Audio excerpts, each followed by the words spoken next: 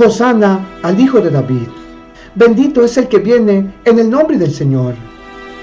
Victoriaron a un rey que no conocían y perdieron el tiempo de su visitación. Si tan solo hubiera sabido las cosas que hacen por la paz. Él lo previó todo. Los gritos de niños hambrientos, el templo reducido a cenizas, la ciudad que llamaban santa destrozada piedra por piedra. Oh Jerusalén, Jerusalén, con qué frecuencia anhelé reunirte, pero tú no quisiste. Ellos no sabían el tiempo de su visita. Si tan solo hubiera sabido la hora de tu visitación. Bienvenidos a Alerta Adventista, la película Gran Conflicto, capítulo 1. Como la luz dorada del sol poniente bañó Jerusalén con un resplandor casi etéreo, la escena era de celebración jubilosa. Las calles estrechas estaban vivas con gritos de Hosana, Hosana al Hijo de David. Las ramas de palma se agitaban al ritmo de los vítores y el aire pulsaba con anticipación. La gente estaba atrapada creyendo que este era el momento en que su tan esperado Mesías tomaría su trono, derrocaría a sus opresores romanos y restauraría la gloria de Israel. En medio de esta alegre multitud, Jesús entró sentado humildemente en un burro, la misma imagen del rey profetizado predicho por Zacarías. He aquí tu rey viene a ti, manso y sentado sobre un asno. Pero su semblante no era uno de triunfo. No había sonrisa, ningún reconocimiento de los gritos que lo aclamaban como rey. En cambio, su rostro mostraba una tristeza tan profunda que paralizaba a los hombres más cercanos a él. Cuando llegó a la cima del monte Olivet y la ciudad de Jerusalén apareció completamente a la vista, se detuvo. La grandeza del templo, sus paredes de mármol brillando con los tonos del sol moribundo, se alzaban como testimonio de siglos de favor divino. Los majestuosos palacios y las colinas de Sión proclamaban su belleza. Pero cuando Jesús contempló esta escena, su corazón se apesadumbró y de repente, inesperadamente, lloró. Las lágrimas que corrieron por su rostro no eran por él mismo, aunque conocía muy bien la agonía que le esperaba. Había visto las sombras de Getsemaní y sintió el peso de la cruz. Había escuchado las burlas y mofas que resonarían mientras cargaba con los pecados del mundo. Sabía que su alma sería hecha una ofrenda por el pecado.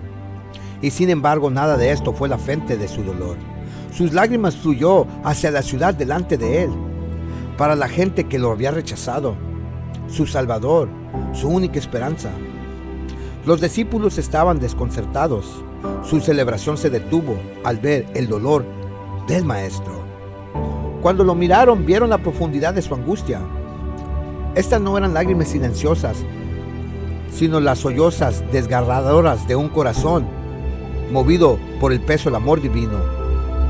Lo rechazaron. Su voz tembló mientras hablaba. Si tú habías sabido incluso, tal vez al menos en este tu día, las cosas que te pertenecen a tu paz, pero ahora están ocultas a tus ojos. Jesús no vio no solo el regocijo presente, sino también el sombrío futuro que esperaba la ciudad. Vio las legiones romanas rodeando sus murallas, el asedio que traería un sufrimiento imaginable. Previó a las madres hambrientas, a los niños llorando por pan, y el templo sagrado, la morada de la gloria chequina de Dios, consumida por flamas, porque los días vendrán sobre ti, él advirtió, que sus enemigos construirán una trinchera a tu alrededor, y te rodearán, y te mantendrán adentro por todos lados, y te pondrán a nivel del suelo, y tus hijos dentro de ti, y no dejarán en ti piedra sobre piedra, porque no conociste el tiempo de tu visitación. Pero no fue solamente la destrucción física de Jerusalén lo que lo llenó de tal dolor. Fue la ruina espiritual lo que lo hirió más profundamente. Por siglos Dios había extendido su misericordia a su pueblo elegido. Desde el tiempo de Abraham, la ciudad había sido el escenario de la gracia divina y de la revelación. Los profetas habían caminado por sus calles, los sacerdotes habían ministrado en su templo, y la sangre de innumerables corderos habían señalado el sacrificio final. El Cordero de Dios. Imagina un niño jugando peligrosamente cerca del borde de una cascada rugiente. La voz del Padre celebra se eleva con una urgencia frenética, suplicando al niño que dé un paso atrás para prestar la atención a la advertencia de escapar del peligro que se cierne a solo unos centímetros de distancia. Pero el niño, perdido en la emoción del momento, solo escucha el sonido del agua corriente e ignora la voz que busca salvar. Esta era Jerusalén, una ciudad sorda a la voz de Dios, un pueblo ciego a su día de visitación. Jesús vio en Jerusalén un reflejo del corazón humano, tan a menudo ciego a su propia necesidad, tan resistente al impulso gentil del Espíritu de Dios. Sus lágrimas no eran solo por la ciudad, sino por toda la humanidad. Vio la tragedia de vidas consumidas por la ambición, distraídas por los placeres o endurecidas por el temor. Vio el dolor de aquellos que se aferraban a lo transitorio, ignorando lo eterno. Él había venido a ofrecer paz, no la paz fugaz de la liberación política, sino la paz profundante que transforma el alma y que reconcilia a la humanidad con Dios. Sin embargo, no la recibieron. El templo, una vez un símbolo de la presencia de Dios, se había convertido en una cueva de ladrones. El pueblo que proclamaba su devoción a Dios rechazó a su Hijo cuando estuvo entre ellos. Vino a los suyos y los suyos no lo recibieron. Mientras la multitud se apejó alrededor de él, inconsciente de su profundidad, de su dolor, Jesús permaneció quieto, mirando a la ciudad que había sido el foco de su ministerio y el objeto de su amor. Sus lágrimas dieron testimonio de la profunda tragedia de rechazar la divina misericordia, una tragedia que haría eco a través de los siglos. De pie ahí, en Olivet, su corazón desgarrado por la gente que había venido a salvar, Jesús demostró el amor implacable de Dios. Sus lágrimas hablaban de un Salvador que llora por cada alma que se aleja de un Dios cuyo amor es tan ilimitado como los cielos. Vemos, amada iglesia, que si el pueblo de Israel hubiese sabido la hora de su visitación, Dios los hubiese aceptado. Vimos, amados hermanos, que el pueblo de Israel no sabía la hora de su visitación. No lo aceptaron, lo rechazaron, por lo cual pido que nosotros también estemos atentos para saber la hora de nuestra visitación, para que tampoco vayamos a cometer el mismo error que cometió el pueblo de Israel. Parecían detenerse, dando testimonio del desconsuelo de un Salvador que lloró no por sí mismo, sino por el mundo que tan desesperadamente amaba.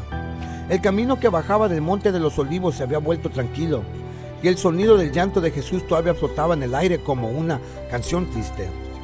Sus ojos llenos de lágrimas miraban a Jerusalén, pero sus pensamientos se remontaban muy atrás en el tiempo, en el Monte Moría, un lugar lleno de significado e historia por su pueblo. Hace mucho tiempo, otro padre e hijo habían escalado esa montaña. Abraham, conocido por su gran fe, llevó a su amado hijo Isaac por el camino rocoso. Él llevaba el gran peso de la obediencia a un mandato que apenas podía entender. En una mano sostenía un cuchillo y en su espalda la madera para el sacrificio, pero en su corazón sostenía el mandamiento de Dios. Toma tu hijo, tu único hijo Isaac, a quien amas, y ofrécelo como un holocausto. En el último momento, cuando Abraham levantó el cuchillo, la voz del ángel lo detuvo. No pongas una mano sobre el muchacho. En cambio, un carnero atrapado en un arbusto cercano se convirtió en el sacrificio. Ese momento convirtió el Monte Moría en un símbolo de la misericordia de Dios y una promesa de sacrificio máximo que vendría, no de un carnero, sino del propio Hijo de Dios. Cuando Jesús estaba en el Monte de los Olivos, probablemente pensó en esta poderosa historia, sabiendo que señalaba la misión que ahora estaba cumpliendo. Este mismo lugar, donde la fe de Abraham había sido probada, fue comprado más tarde por rey David para convertirse en un lugar de la era de Orán. Aquí también el sacrificio había desviado el juicio, salvando a Jerusalén de la destrucción. Y ahora, a la sombra del gran templo construido en la cima del Monte Moría, Jesús, el Cordero de Dios, estuvo dispuesto a dar su vida por los pecados del mundo. Piensa del Monte Moriah como un faro en una noche tormentosa, su constante haz de luz ha guiado a innumerables marineros a un lugar seguro, así como la historia de esta montaña ha señalado a generaciones hacia el plan salvador de Dios. Se rige como un recordatorio del amor de Dios y el sacrificio máximo de que Jesús estaba a punto de hacer. Pero cuando Jesús miró hacia la ciudad, no vio gratitud ni comprensión. En cambio, vio gente cegada por el orgullo y la rebelión. El mismo templo que coronaba el monte Moriah, sus tejados dorados brillantes en el sol de la tarde, se había convertido en un lugar de codicia, en lugar de la oración. Los sacrificios diarios que ahí se realizaban habían perdido su significado, reducidos a rituales vacíos. El verdadero propósito de esos sacrificios, para señalar a Jesús, había sido olvidado. ¿Acaso no podían ver? ¿No se daban cuenta de que Él era el cumplimiento de todo esos sacrificios representaban? Cada altar en el monte Moriah, desde Abraham hasta Salomón, llevaron el mensaje de redención a través del sacrificio. Pero la gente de Jerusalén se aferró a sus tradiciones mientras rechazaban al mismo que simbolizaban. Este rechazo hirió profundamente a Jesús. No era solo que ellos entendieron mal, estaban alejando sus corazones de Dios. Como un padre que llama para salvar a un niño del peligro, Jesús había hablado, suplicado y mostrado el amor del cielo. Pero ellos no escucharon. Su terquedad se sentía como un gran peso presionando su corazón. La historia del monte Moriah parecía gritar en ese momento. El lugar donde Isaac fue salvado ahora estaba como testigo de una verdad mayor. No había ningún cordero para tomar el lugar de Jesús. Él era a la vez el Hijo y el Cordero. Él llevaría la leña para su propio sacrificio, subiría a otra colina y daría su vida, no para salvarse a sí mismo, sino para salvar a toda la humanidad. Esta fue la culminación de todo lo que el monte Moriah simbolizó.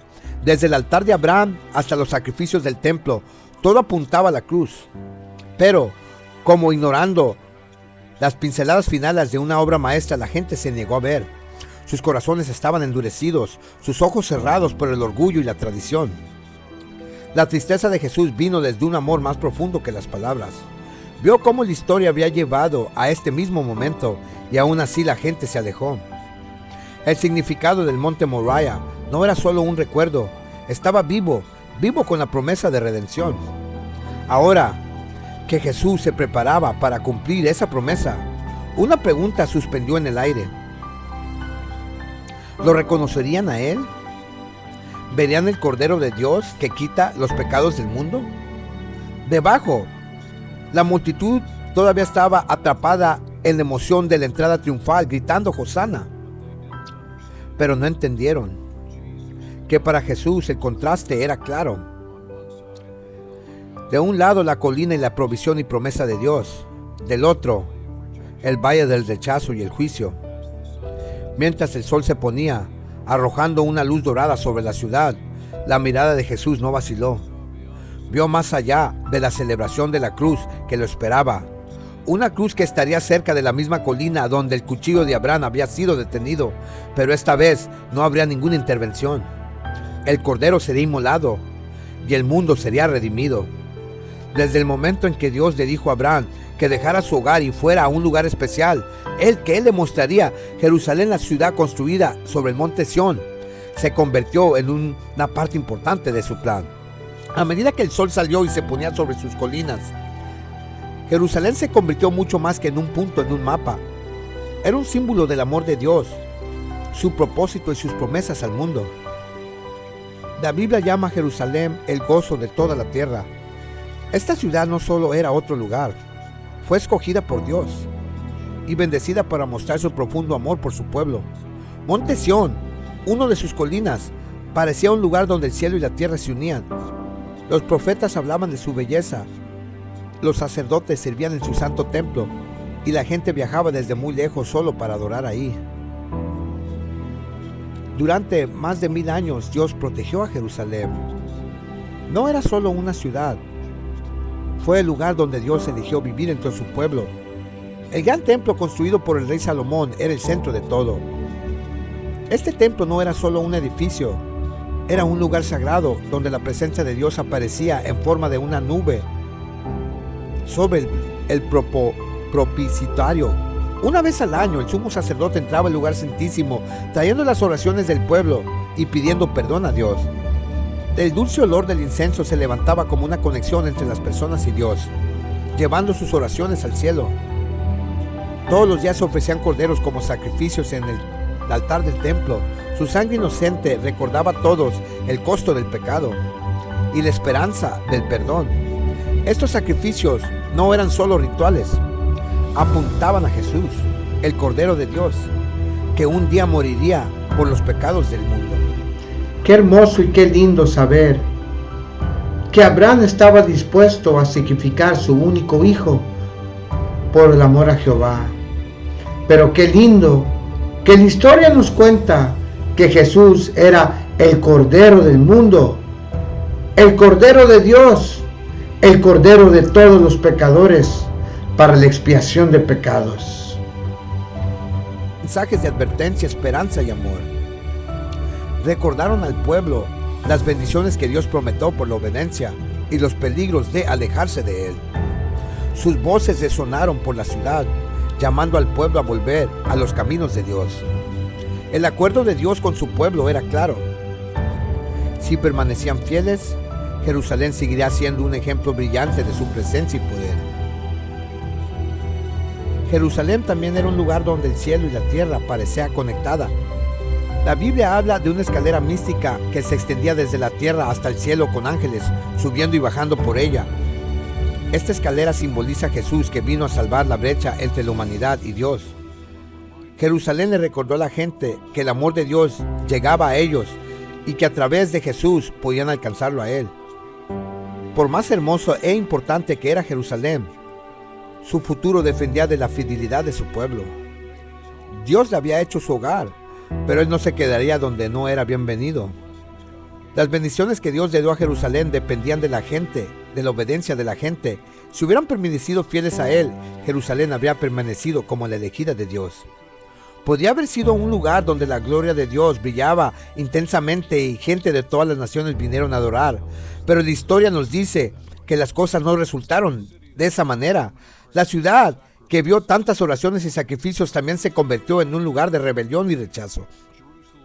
La historia de Jerusalén trata sobre el increíble amor de Dios y las decisiones de la humanidad. Muestra la lucha entre el llamado de Dios desde el cielo y la resistencia de la gente en la tierra. Aunque la gente a menudo se alejaba, la importancia de Jerusalén nunca se desvaneció.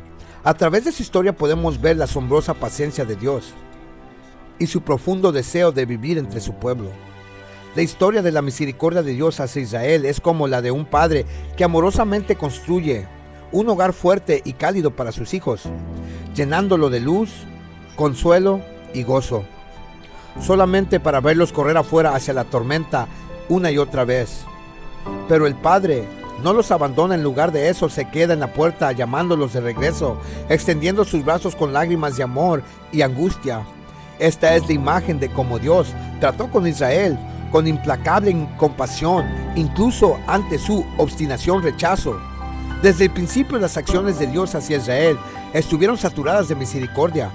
Los liberó de Egipto con mano poderosa, dividiendo el mar rojo y guiándolos a través del desierto con una nube de día y fuego de noche. Cuando tenían hambre, les proveyó maná del cielo. Cuando tenían sed, brotó agua de una piedra. Expulsó a sus enemigos y los plantó en una tierra que fluía leche y miel, una colina fructífera donde podían prosperar. Era como si fuera un jardinero que cuidaba su preciosa viña con cuidado, haciendo todo lo posible para hacerla florecer. Pero la viña resistió. En vez de producir buen fruto, produjo uvas silvestres. Una y otra vez, Israel se apartó de Dios, persiguiendo ídolos, abrazando la injusticia y olvidando al que los había salvado. Pero Dios no los abandonó. El Señor Dios, misericordioso, paciente y abundante en bondad y verdad, continuó llamándolos de regreso. Envió profeta tras profeta, levantándose temprano para entregar sus mensajes de advertencia y amor. Jeremías, Isaías, Oseas, cada uno fue enviado con la misma súplica. Regresen a mí, regresen a mí, regresen al que los ama. Finalmente, cuando los profetas y mensajeros no lograron cambiar sus corazones, Dios les dio el regalo más preciado de todos, su Hijo Jesús. Esto no fue solo una demostración de misericordia, fue misericordia en su forma más pura y sacrificial. Durante 3 años, Jesús caminó entre ellos, sanando a los enfermos, abriendo los ojos de los ciegos y predicando las buenas nuevas del reino. Mostró bondad a los marginados, abrazó a los niños e invitó a los cansados a encontrar descanso en Él. Venid a mí, todos los que estáis trabajados y cargados, y te daré descanso, Él dijo. Pero en lugar de abrazarlo, lo despreciaron. A pesar de sus milagros y sus enseñanzas, rechazaron su amor. El corazón de Jesús se quebró por ellos. Anhelaba reunirlos bajo sus alas, como una gallina reúne a sus polluelos, pero ellos no lo dejaron. Incluso cuando enfrentó la cruz, sus súplicas no cesaron. Él oró por su perdón, diciendo: Padre, perdónalos, porque no saben lo que hacen. El rechazo de Israel a Jesús no fue solo un rechazo a un maestro o profeta, fue un rechazo a su Redentor, su única esperanza. Era como si hubieran alejado de un bote salvavidas en medio de una tormenta, aferrándose a un barco que se hundía. Las advertencias de Jesús no eran palabras de condena, sino de amor desesperado, que los instaba a aceptar el don de la vida antes de que fuera demasiado tarde. La misericordia de Dios hacia Israel es un reflejo de su misericordia hacia todos nosotros. A pesar de nuestros fracasos y resistencia, Él sigue llamando a suplicar, a amar. Así como no se dio por vencido con Israel, no se da por vencido con nadie. Sus brazos permanecen abiertos, su voz todavía llama y su corazón todavía anhela que sus hijos regresen a casa. A medida que pasan los años, el pueblo de Israel se volvió más confiado en su identidad como la nación elegida de Dios. Se veían a sí mismos como intocables, protegidos por el favor divino. Sin importar las decisiones que hicieron, recitaban las leyes de Moisés, realizaban los rituales y construían grandes tradiciones. Exteriormente parecían santos, pero interiormente orgullo y rebeldía habían echado raíz. La pureza de sus antepasados había sido reemplazada por una justicia propia que los cegó a sus propios fallos. Entonces vino Jesús, caminando entre ellos en perfecta santidad y humildad. Sus palabras eran agudas pero tiernas, llamando a la hipocresía y señalando a la gente de regreso al corazón de la ley de Dios: justicia, misericordia y amor.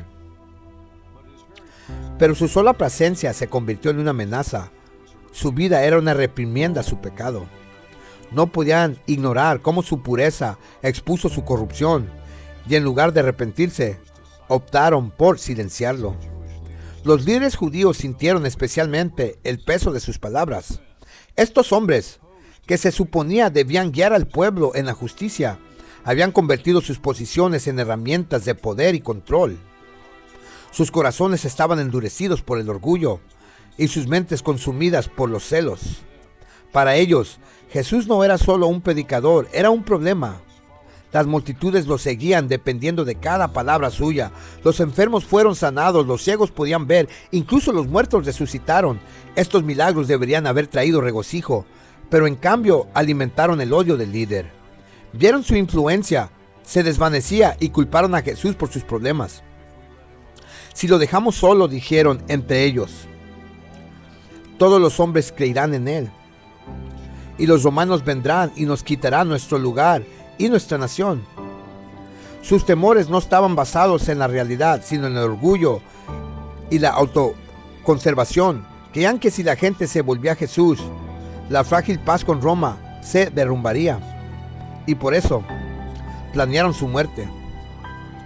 El sumo sacerdote Caifás hizo la escalofriante declaración de que es mejor que un hombre muera por el pueblo que toda la nación padezca. Tratando de salvar a su nación, la condenaron. Jesús sabía lo que venía. Cuando miró hacia Jerusalén, su corazón se rompió, porque vio más allá del momento presente ante el desastre que esperaba la ciudad. «Oh, Jerusalén, Jerusalén», clamó, «tú que matas a los profetas y apedreas a los que sean enviados a ti, ¿Cuántas veces quise juntar a tus hijos, como la gallina junta sus polluelos debajo de sus alas, y no quisiste?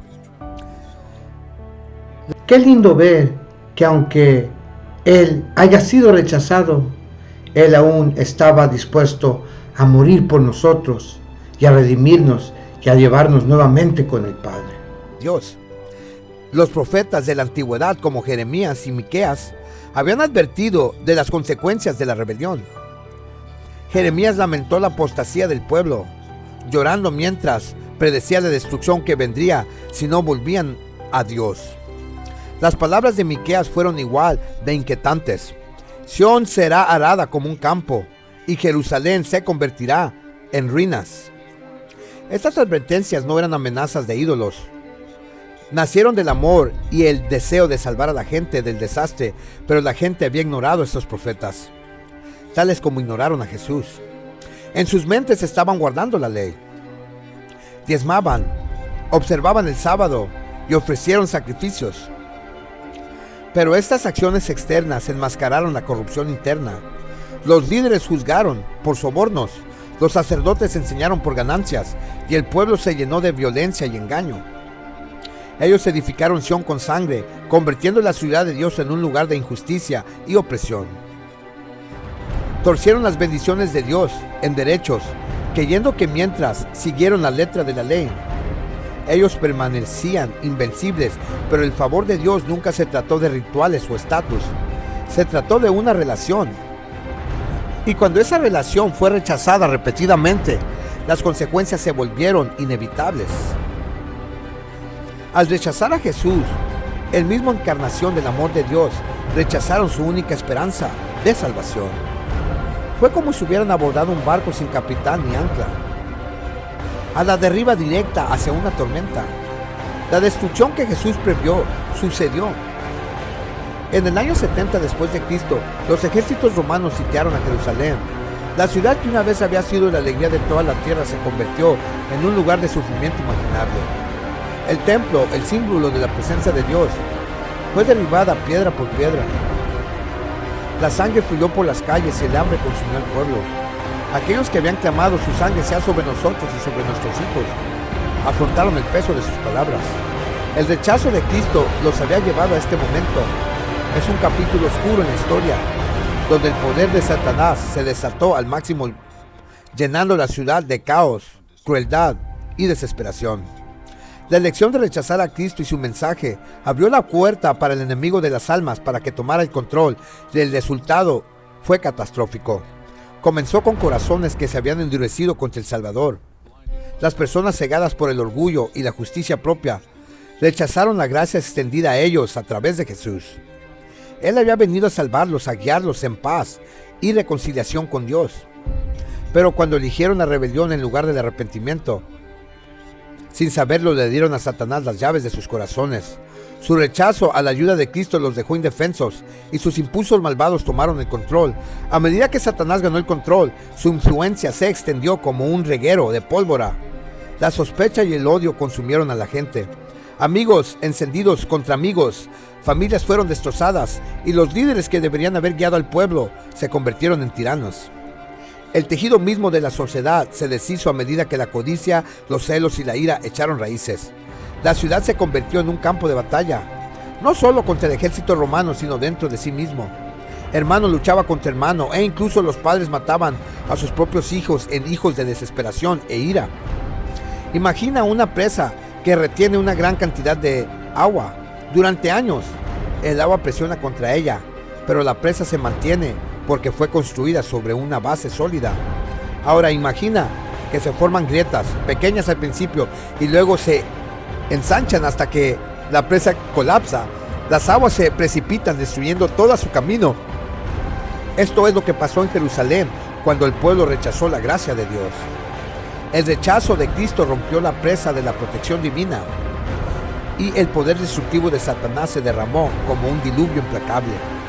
El asedio de Jerusalén por los romanos fue brutal, pero el mayor horror se encontraba dentro de los muros de la ciudad.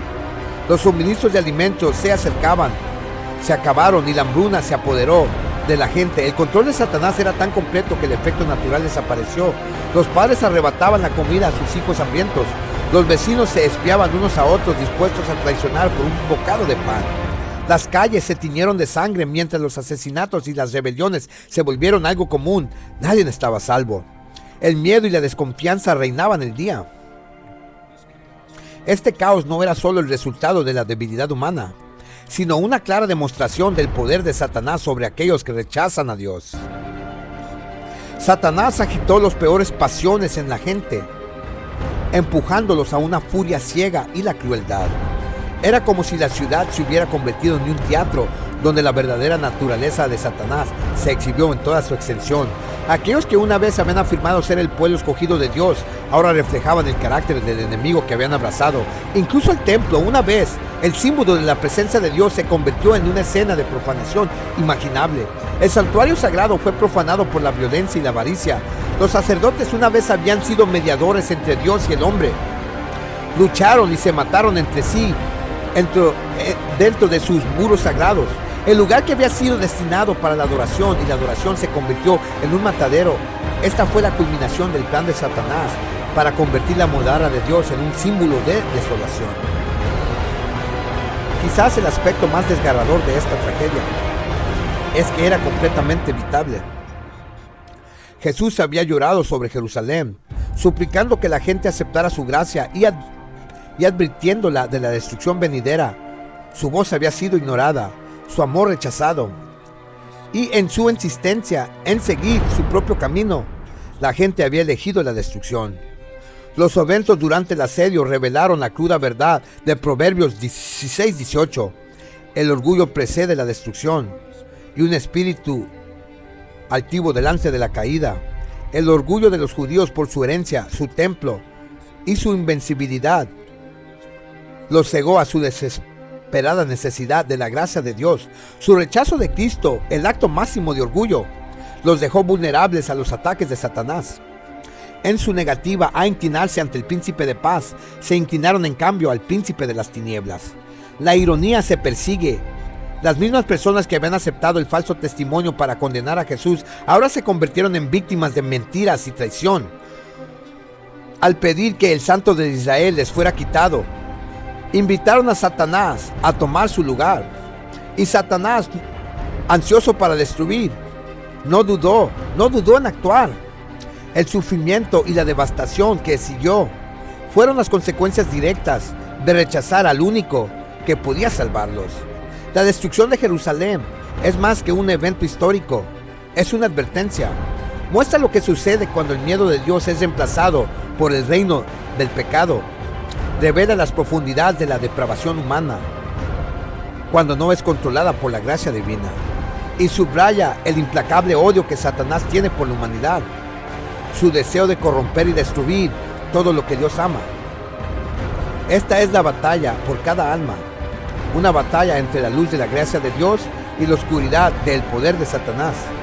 La tragedia de Jerusalén es un duro recordatorio de lo que está en juego en este conflicto y la importancia crítica de elegir a Cristo, mientras su gracia aún se extiende. Durante 40 años después de que Jesús predijo la destrucción de Jerusalén, Dios detuvo todo el peso de su juicio. Esas décadas fueron un testimonio de su deseo de que nadie perecería, sino que todos procederían al arrepentimiento.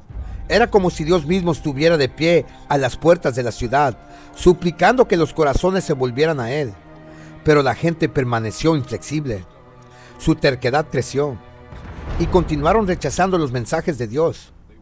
Fueron aún más lejos, persiguiendo a aquellos que llevaban el nombre de Jesús, rechazando incluso las ofertas finales de la misericordia. Esta rebelión contra Dios y sus seguidores solo aceleró su perdición. Incluso antes del asedio, señales y prodigios insinuó la calamidad que vendría. Una luz extraña se cernía sobre el altar en el templo por la noche, como si el cielo mismo estuviera enviando una advertencia final.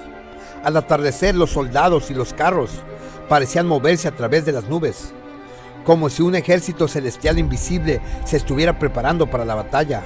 Los sacerdotes informaron al oír sonidos misteriosos en la tierra, tembló debajo de sus pies. En la oscuridad de la noche, unas voces gritaron: Salgamos de aquí.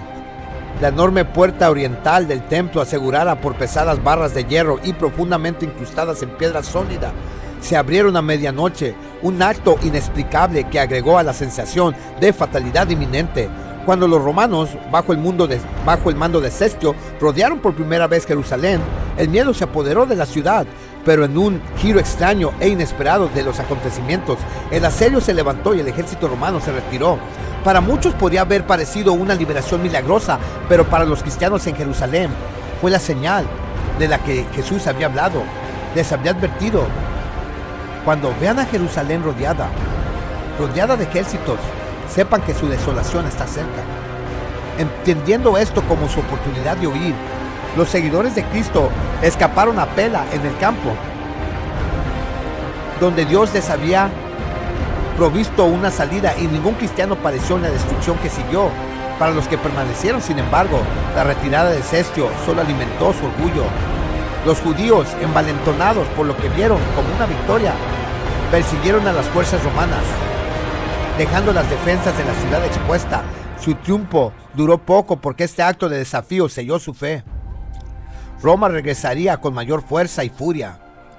Cuando Tito condujo a los ejércitos romanos de regreso a Jerusalén, la ciudad ya estaba desmoronando desde adentro. El rechazo del pueblo a Dios les había dejado vulnerables a la influencia de Satanás. Las luchas internas y la traición consumieron a la población. Incluso los terrenos sagrados del templo se convirtieron en un campo de batalla. El mismo lugar que debía simbolizar la presencia de Dios fue profanado por el derramamiento de sangre y violencia.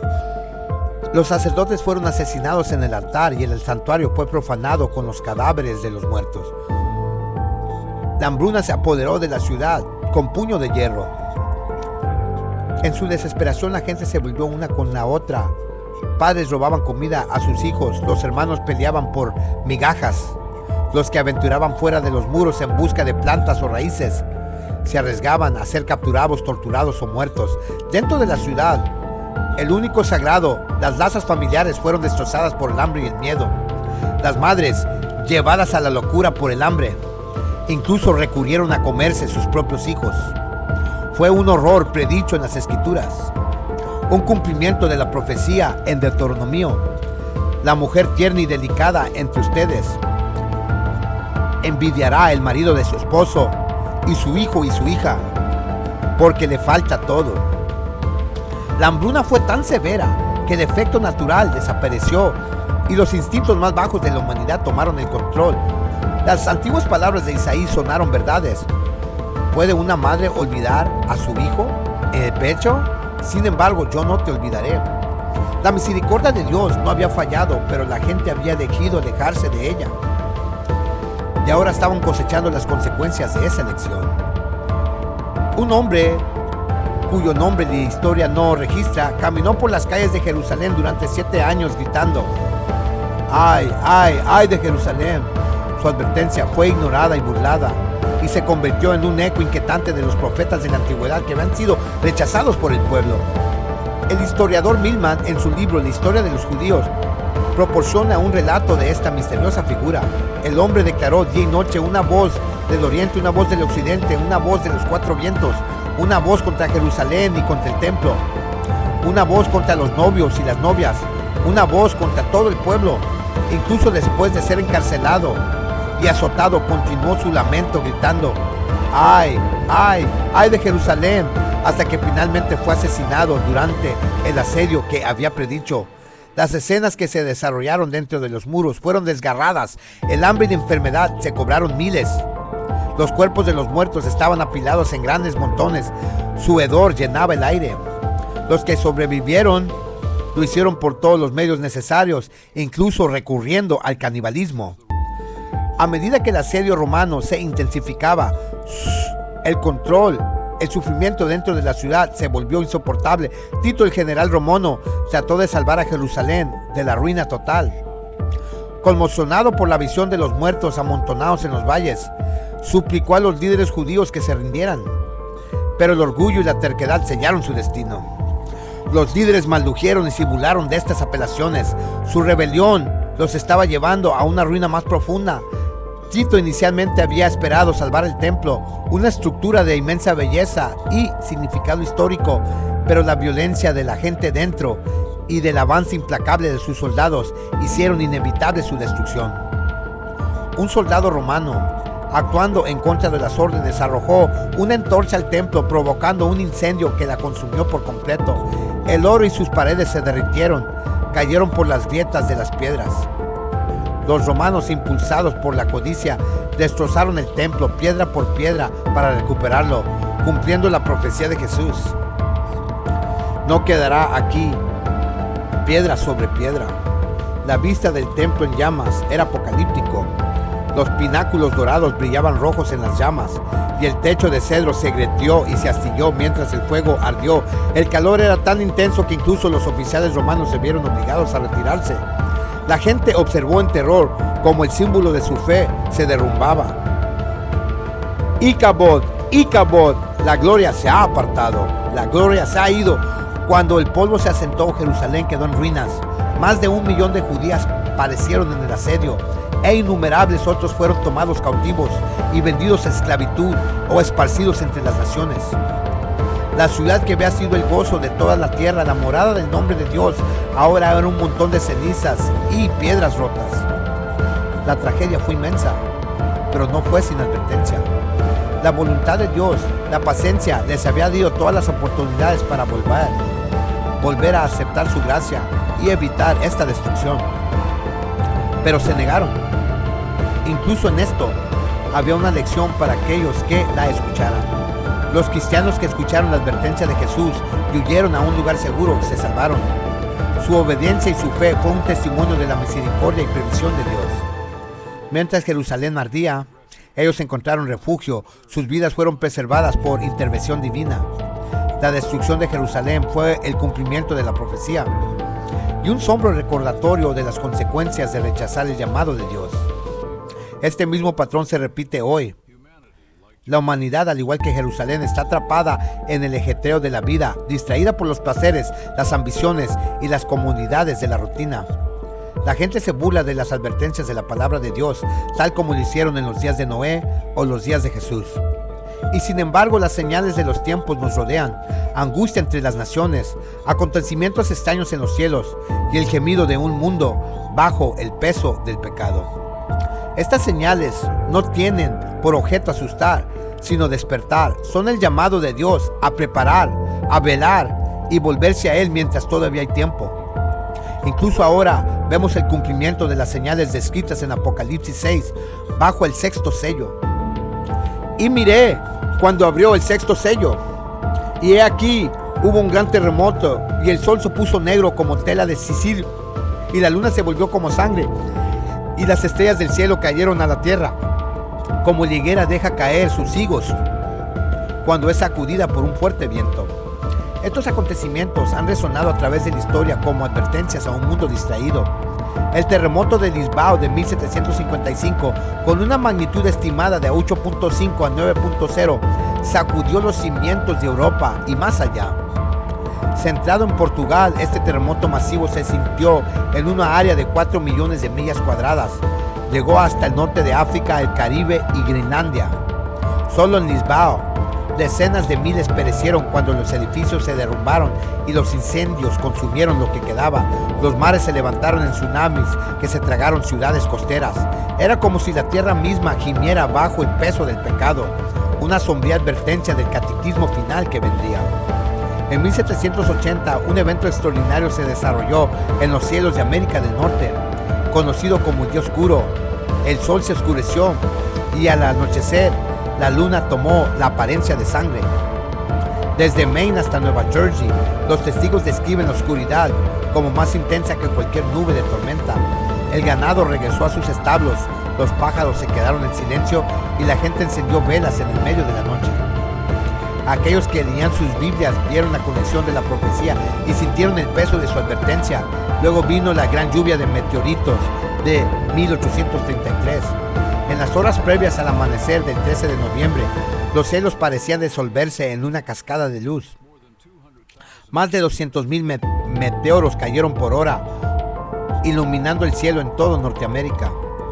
Los testigos lo describieron como si las estrellas cayeran del cielo, haciendo eco de la visión de Juan en Apocalipsis.